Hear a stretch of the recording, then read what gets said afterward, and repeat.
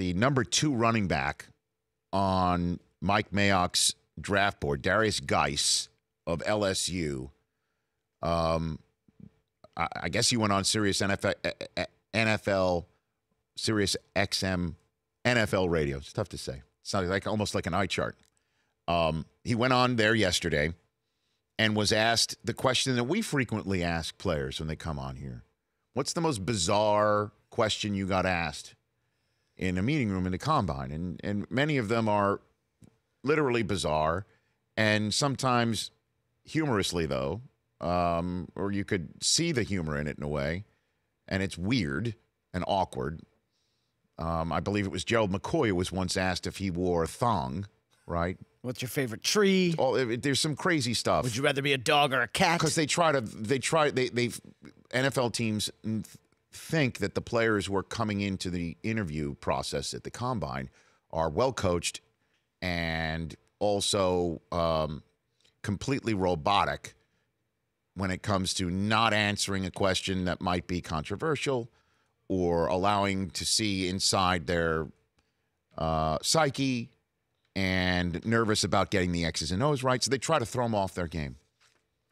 So Geis was asked basically what it was like to go in the interview rooms for him, and this was his answer. Man, it was pretty crazy, bro. You know, some people are really trying to get in your head, man, and really to just test your reaction and see what your reaction will be. You know, I go in one room, a team will ask me, you know, do I like men, just to see my reaction. I go in another room, they'll try to bring up one of my family members or somebody and tell me, you know, hey, man, I heard your mom, you know, sells herself. How do you feel about that? You know, just random stuff like that, man, just to see how you'll respond to it and see how you react to it. You know, even though I know those things are not true and you know, they know those things aren't true, they'll still, like, hit you with it just to see how you react to it, to being asked that. Okay. So you heard the context in which it was being asked. He said it was basically to try and throw him off his game. It was not under the context of what if this is said to you during a game, how will you react? It was flat out asked of him.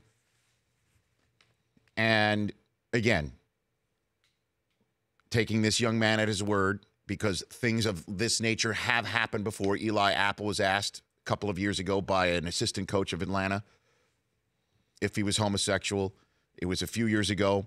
Jeff Ireland, when he was the general manager of the Miami Dolphins, asked Des Bryant if his mom was a prostitute, and the NFL appropriately slapped him down for that. He's no longer a GM in the league. I saw him at the Combine last week. He's part of the Saints organization. And he had a mea culpa. It was an awful question to ask somebody. And it's not appropriate. And this has reached a level of pure insanity that an NFL team or anybody in an NFL organization would think in a million years that this is an appropriate question in 2018 when we have been through this before. And it is an abomination for all of us who work in the NFL that this would exist in any way, shape, or form. It's not acceptable behavior. And I also don't understand the mindset involved in this. That a team gets 15 minutes with a prospect, with a kid. Yeah, the Combine is essentially created for, and it still is primarily, to get everyone together with medical staffs and get a proper medical evaluation of a player. That's why the Combine was created. That's why every team has their team doctors. That's why I saw Dr. James Andrews roaming around the hallways of the Combine with the Redskins staff. It was Jay Gruden, it was the owner Daniel Snyder with a group of people, and Dr. James Andrews. All the team doctors are there. And then there's a medical evaluation. There is a mental evaluation for certain teams with the Wonderlic test. An intellect evaluation, obviously. There's the interview process. You get 15 minutes with these kids. And I've been in these rooms. We had Thomas Dimitrov on of the Falcons saying they try not to scare the kids. Some teams will just call in and it'll be like some sort of Thunderdome type, darkened room. And they try to get the kids into a state of alarm because they think they're already way too overcoached coming in to try and see how they'll face adversity. However you want to conduct your job interview on that, that wouldn't be my approach, because I want to know who you are, look you in the face, have a conversation, and then find out, put you on the grease board, XOs.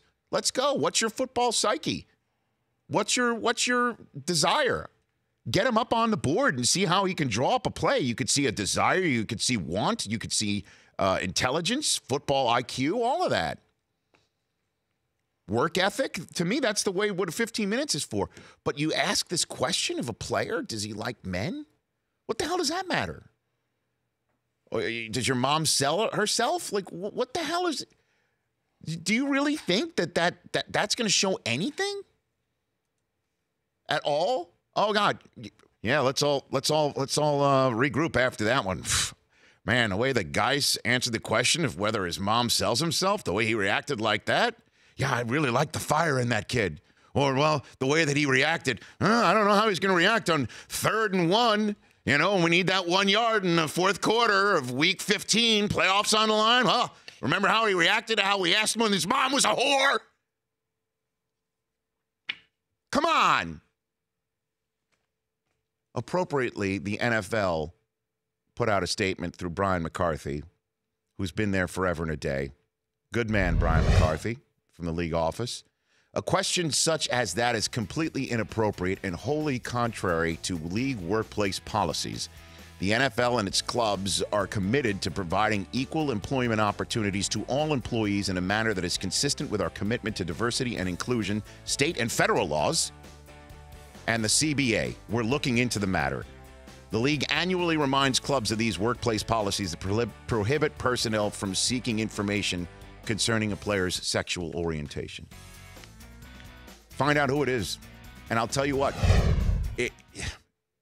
if this investigation shows this in fact did happen, then all 32 clubs, unfortunately, because there's just, if this keeps happening, and it's unfortunate, all 32 clubs, you will no longer have the right to hold an interview at the combine without a camera in the room that the NFL gets the tape of.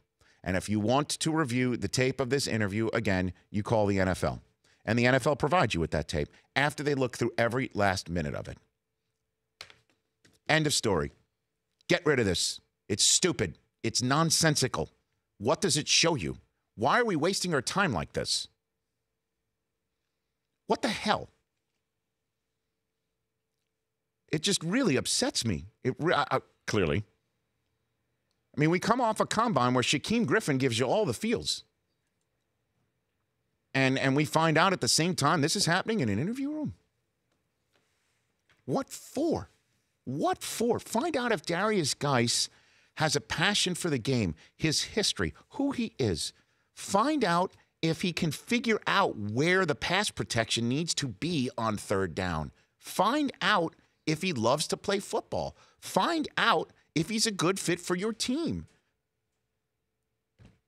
But who the hell cares who he likes and what his background is when you already know?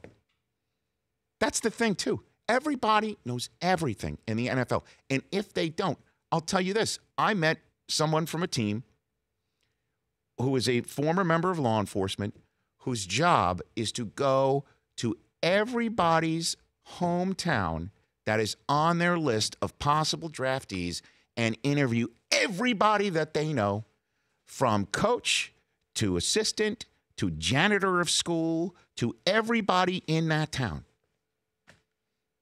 They don't want to be caught with a kid who might be a bad apple. They do their own legwork. Don't waste this kid's time with stupid nonsense.